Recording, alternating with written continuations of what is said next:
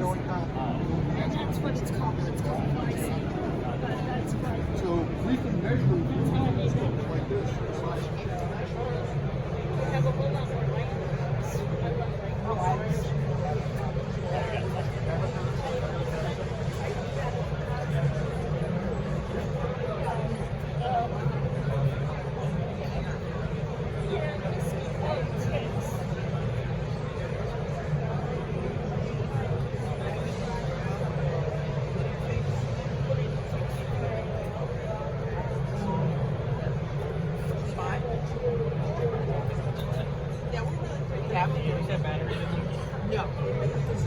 Go ahead, speak loud. Speak loud? Yes. Okay. Welcome. This is our You have to speak towards me. Okay. And this is our International Occultation Timing Association booth. And basically what we do is we measure asteroids. So just like when in the eclipse, when the moon crossed in front of the sun and went dark, when an asteroid crosses in front of a star, it goes dim. And we measure when that light enters and when that light ends, and we can actually measure the size and shape of the asteroid.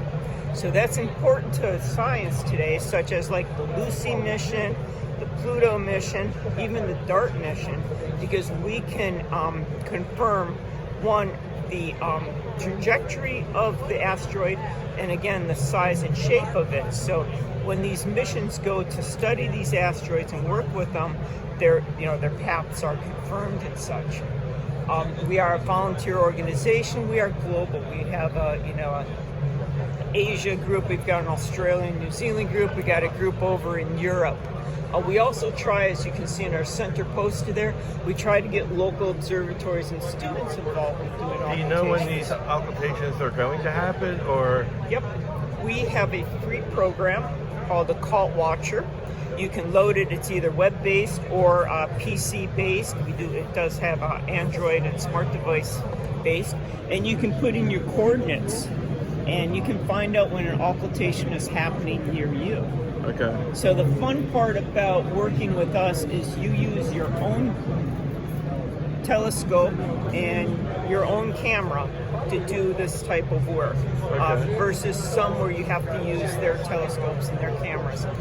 The one thing we do need is you do need a timing device, but that gets into another discussion.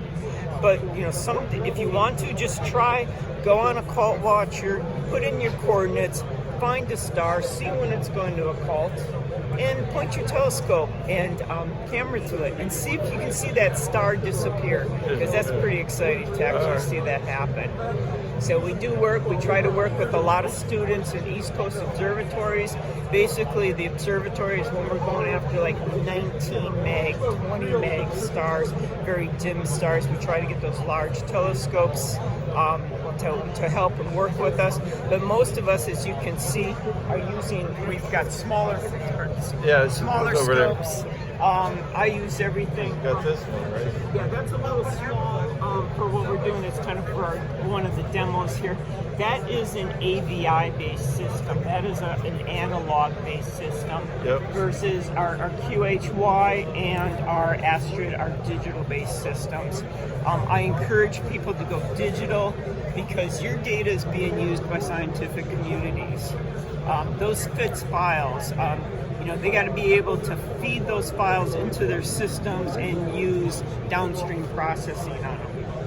But what's great is we are seeing schools and people use data that we collected back in the 80s, and now they're refreshing and going over that and finding more information.